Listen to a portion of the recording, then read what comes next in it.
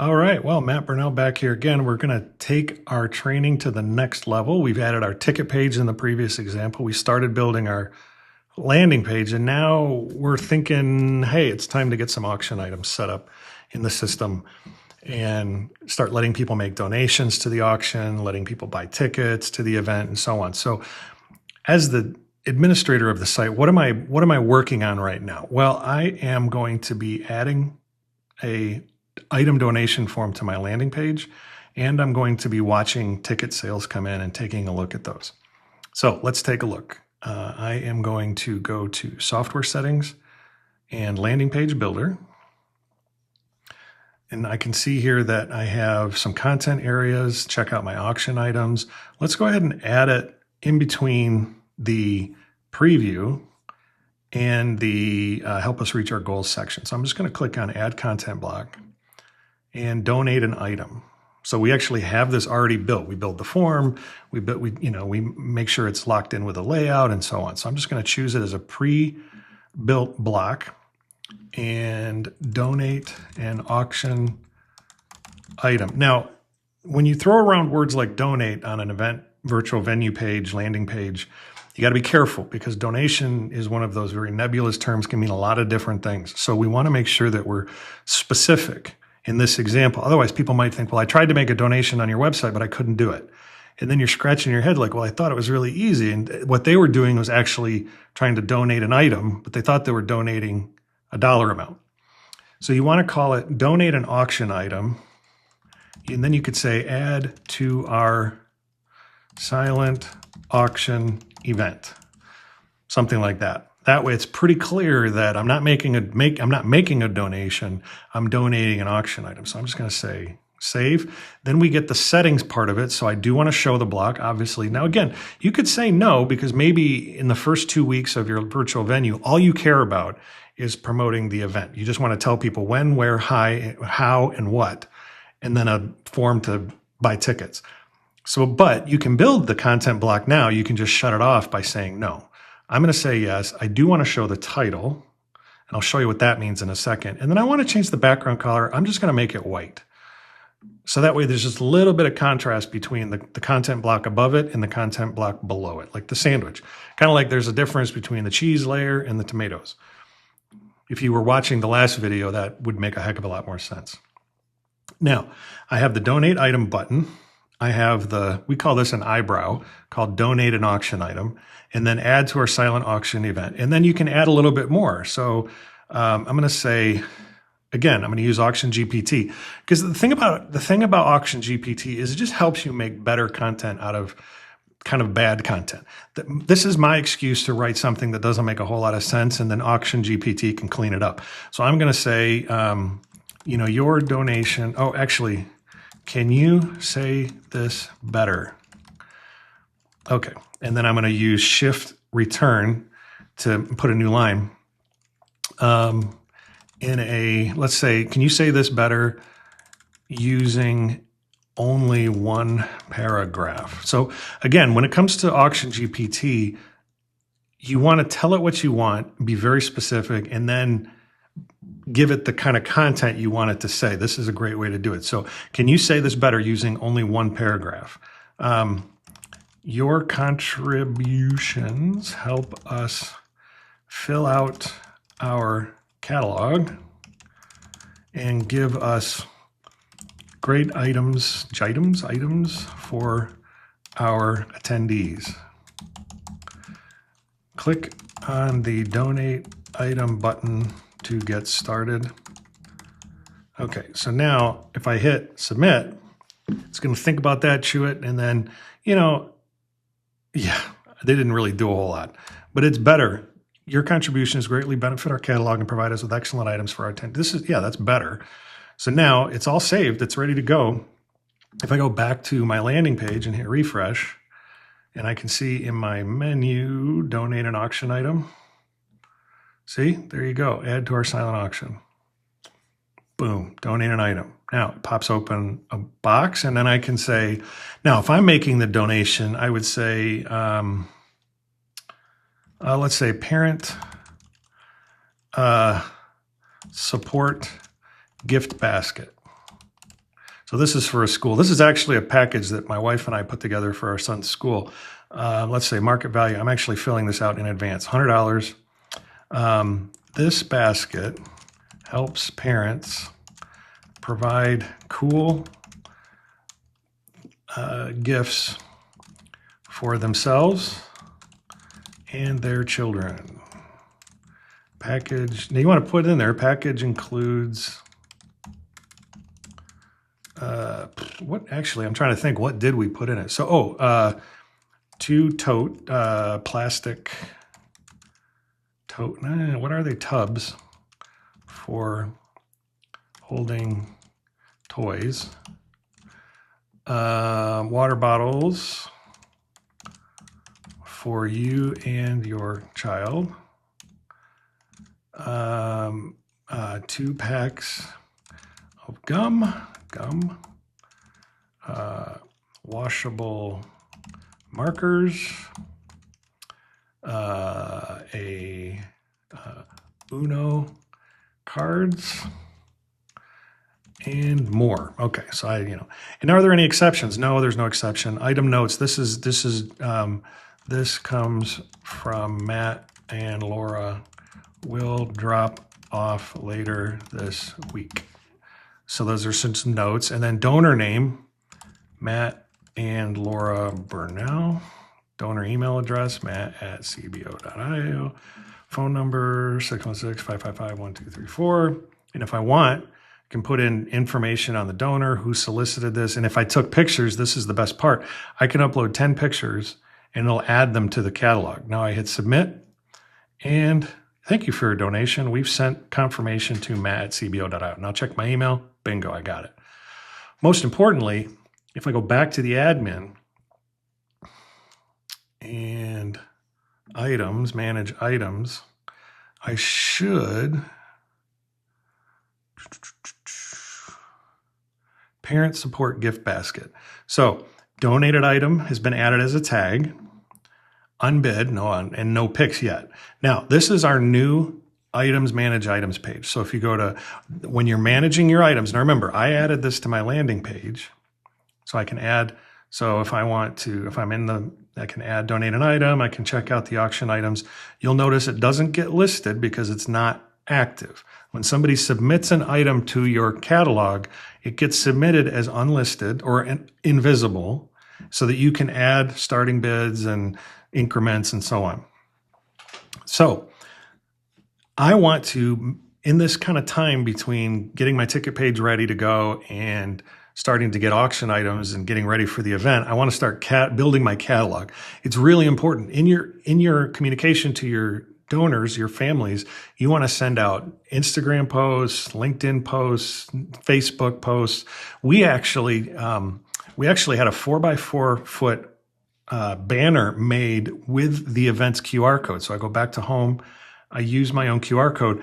We printed this on a big banner that said, please attend our event. And it gave the date, real essential time. And it said, invite your friends, invite your family. So that way it told parents, hey, invite more people than just the parents of the students. We already pay tuition, so let's get outside of the school, invite some family and friends. And we printed it and put it up on display at pickup and drop off. So for, 3 or 4 weeks, that thing just sat out there every single day so people would drive by and they could quick scan it with their phone when they dropped their kids off or picked them up. Constant reminder. It's just this is what we call a drip campaign. So we want to send out an email. We want to send out text messages. We want to put up banners where people can see it. We want to send these home with kids in their backpack and all that stuff. Anything we can do, because it's going to take multiple reminders. Now, what we've seen is that ticket sales are coming in a lot sooner now this year than last year when we didn't do as much promotion. We still got a decent amount of people, but we were kind of freaked out as we were waiting till the end of registration. It was like 3 or 4 days before the event. And all of a sudden, all of them came in. And instead, now we're getting more of a trickle up to the event coming up later this month.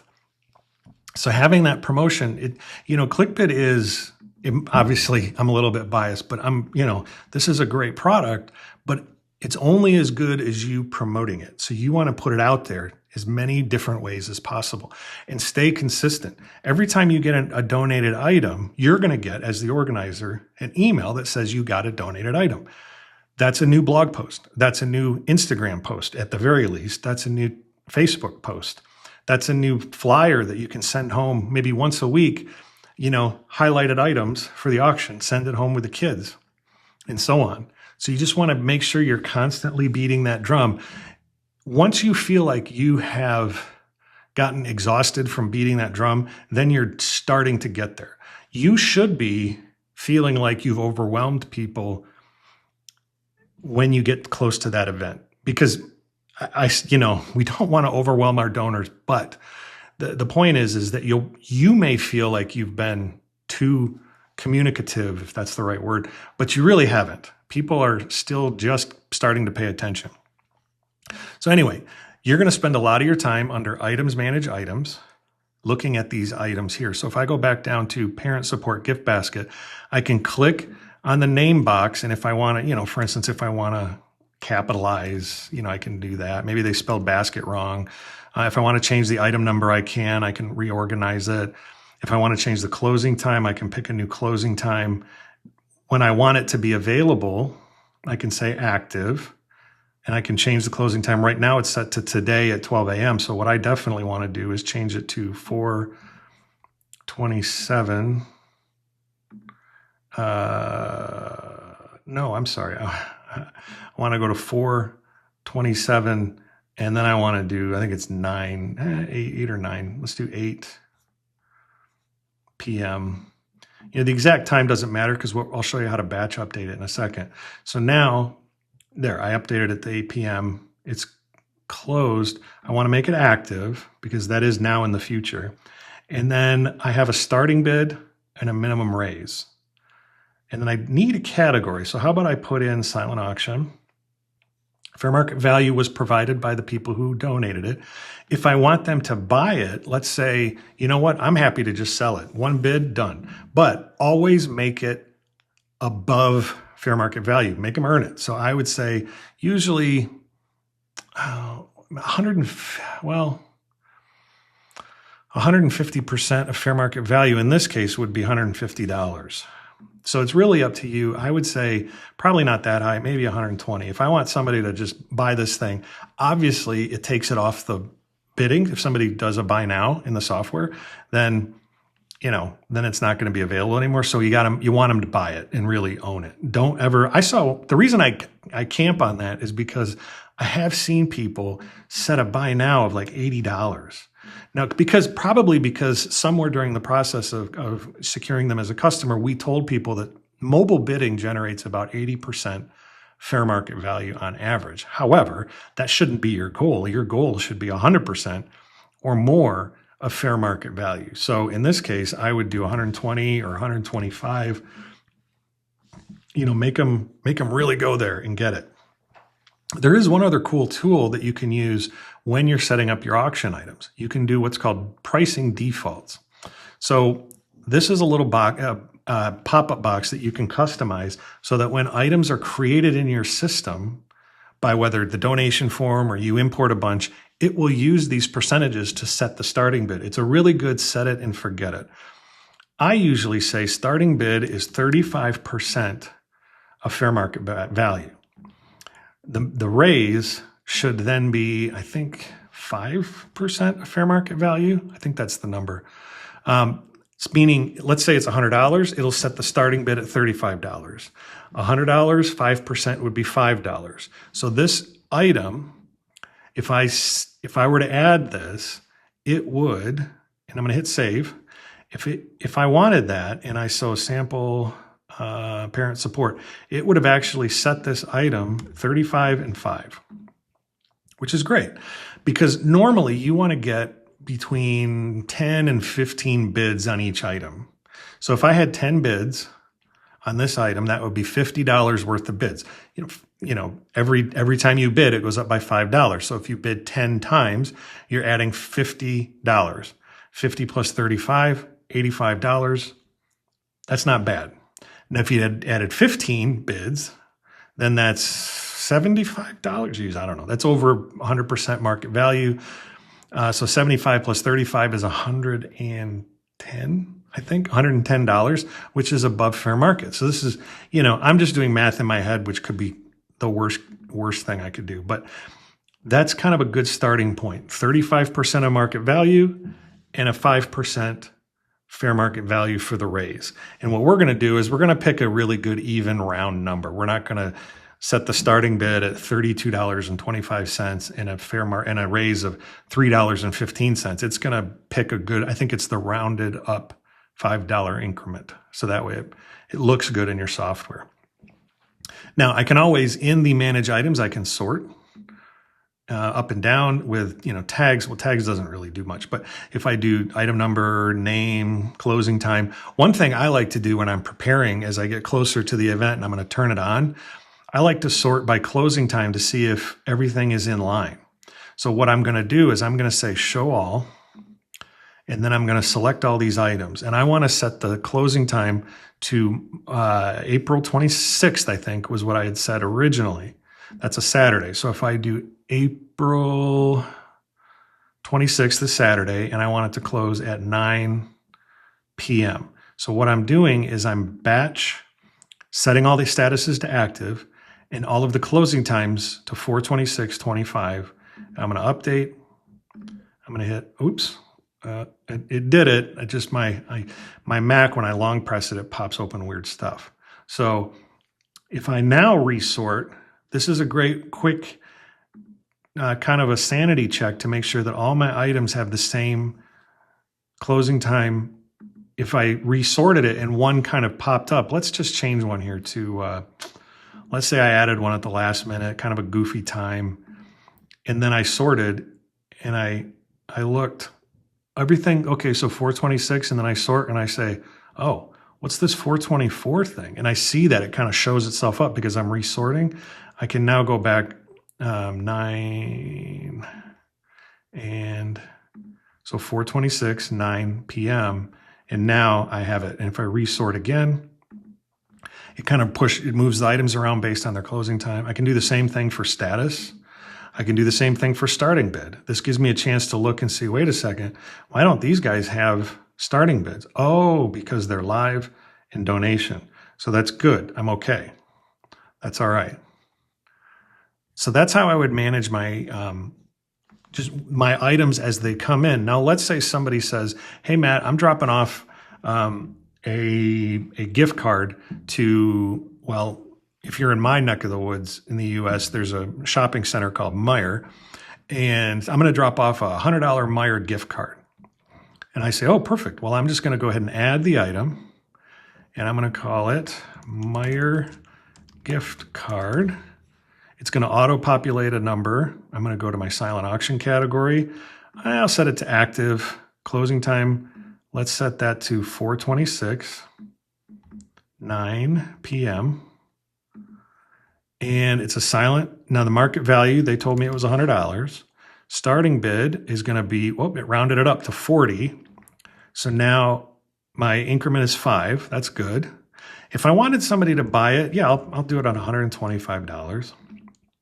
They can own it. Like, listen, they just made a $25 donation if they bought it for $125.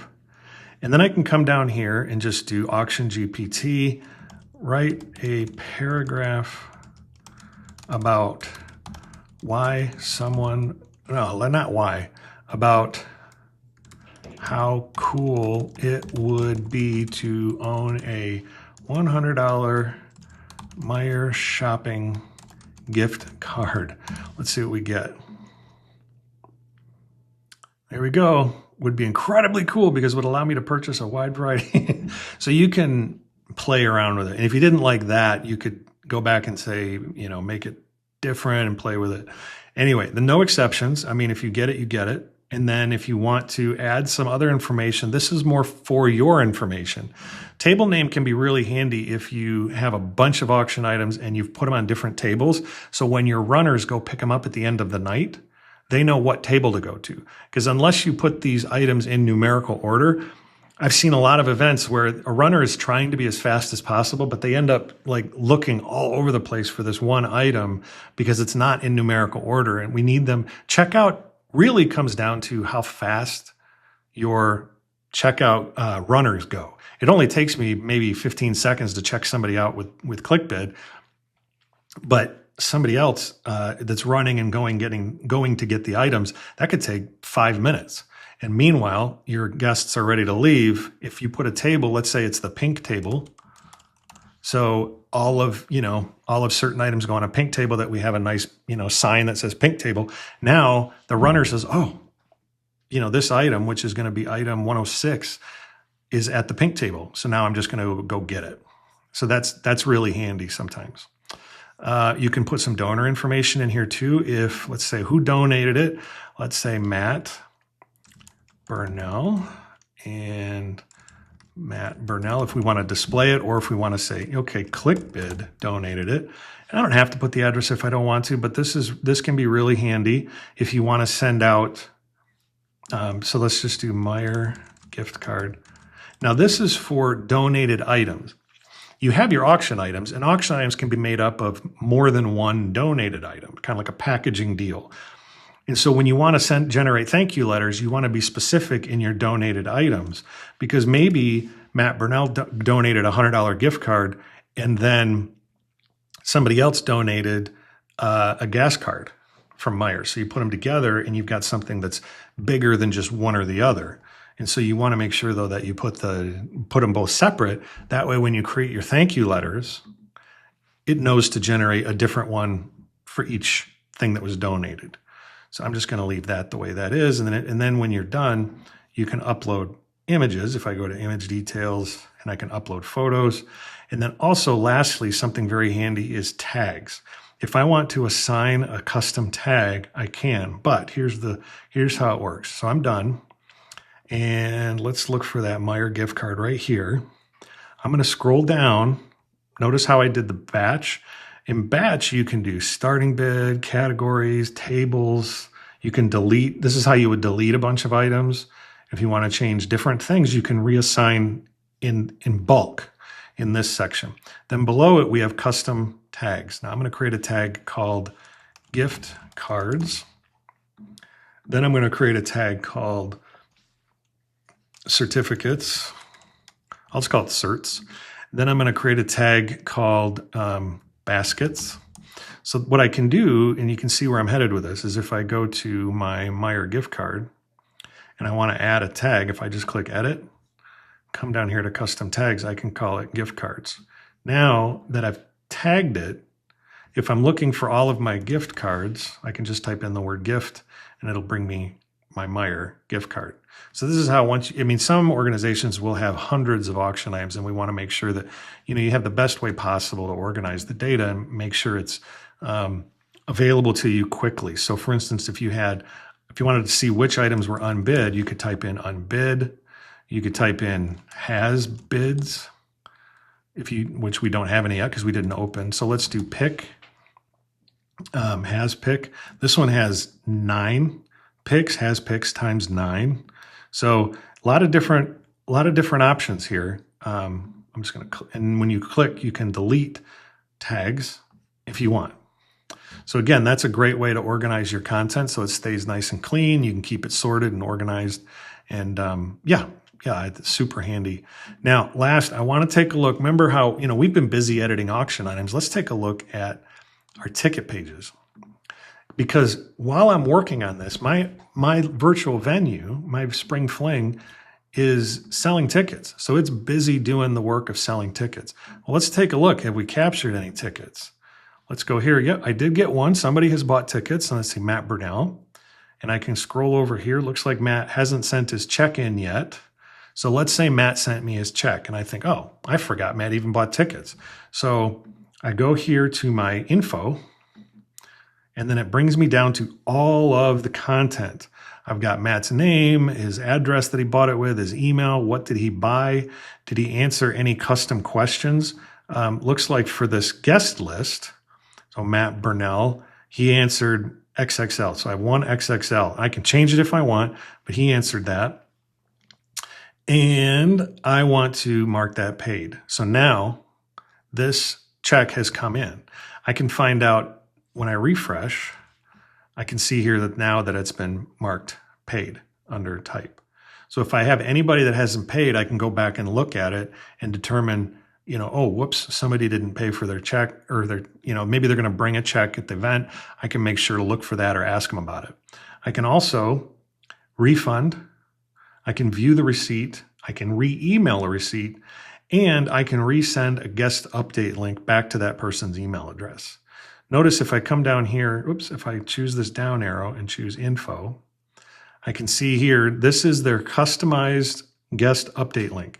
If I were to copy this, well, let's just press copy and paste. You can see here, guest update for Matt Burnell. So if I had, 10 guests, I could email this to my friends and they could choose this information and change it, add themselves to the guest list. So this is a great way for Matt Burnell if he had more than one guest. But I remember, if you watched my previous episode, I only bought one ticket. I would have multiple depending on how many I bought. And that also shows here if I go to under my event tickets, manage guests. I can see here, these are my guests. And then if I want to, just like the manage items page, I can click in any one of these cells and edit them. Although actually these two you can't, because this is who purchased them, and that would never change. If they're this darker color, we wouldn't want you to change it. So there you go. Actually, it looks like I can change this one. So I'm just going to change this. Let's say XL or whatever. All right. Well, there you have it. Oh, I guess I can't add a company. But anyway, all right. Well, so that would be, again, now if I want to go back, I'm just thinking of some follow-up stuff here before I wrap up this episode. It's been pretty long. It's a lot of good content in here, I hope. You can always go back to your ticket page settings. You can make any changes you want. If you want to stop allowing check payment, for instance, and you only want credit card, you can do that. If you want to, under tickets, if you want to go to modify tickets, you can add or change quantities, or you can turn things on and off. If maybe you've sold out of sponsorships, you only wanted to sell 10 and you did sell 10, you could just shut it off if you wanted to. And then also when somebody calls in or they submit a check having not bought tickets yet, if they said, hey, for instance, on drop off, let's say it's Tuesday morning, dad comes in, says, hey, here's a check for $2,000. I'm going to buy 20 tickets. Wow, that's great. Thank you. Okay, so I'm going to go to enter RSVP ticket in the admin, and that loads my ticket page as the administrator. So this allows me as the manager of the site to submit a ticket form request for, looks like I can only do 10, so I'd have to do this twice, but I can submit 10 tickets on behalf of the person who handed me the check.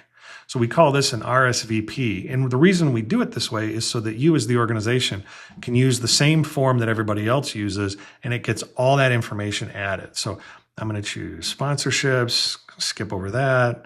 We're not going to do the donation. And now I'm just going to put in the first name. Let's do John Smith. And I know that John, let's just do Smith at cbo.io, phone number 616. And then I know that, he's going to do an Excel. Now, I don't know who these other 9 people are. So I say, all right, we'll get to that later. I'm going to say John Smith bought the tickets. I'm looking at his check, and it says that he is at 123 Smithy Street, big deal, in Norton Shores, Michigan, 49441. And they wrote a check. Now remember, this is an RSVP. I'm the organization that's filling this out on behalf of Mr. Smithy that brought me the check. So then I just say submit. Yep.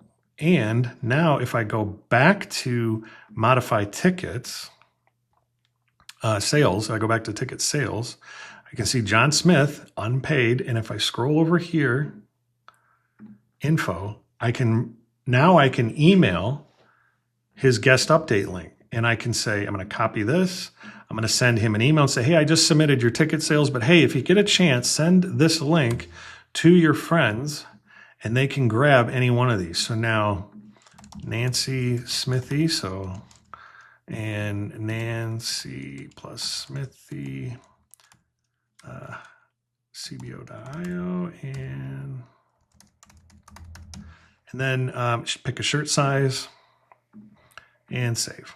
And now Nancy's taken a guess and he has 8 more to go. All right, so we covered a lot in this. This is kind of that stage after you've created your ticket page. You want to start capturing auction items. We went ahead and edited those inside of the landing page builder. We added a donation form so that when I go to the landing page, I can donate an auction item.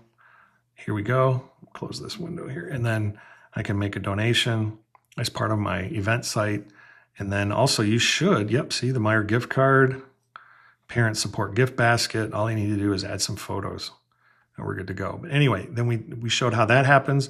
We also showed how you can add an RSVP ticket sale so that if somebody gives you a check, you can fill that out for them and let them update their guest records. And so this will be the process you continuously follow from the time you set up your page and start promoting it to the point where we get to opening the auction, typically the week before the event, and letting people bid in the auction in the 3, 4, 5 days before the actual physical event. That's really, really important. I look forward to covering that in another video.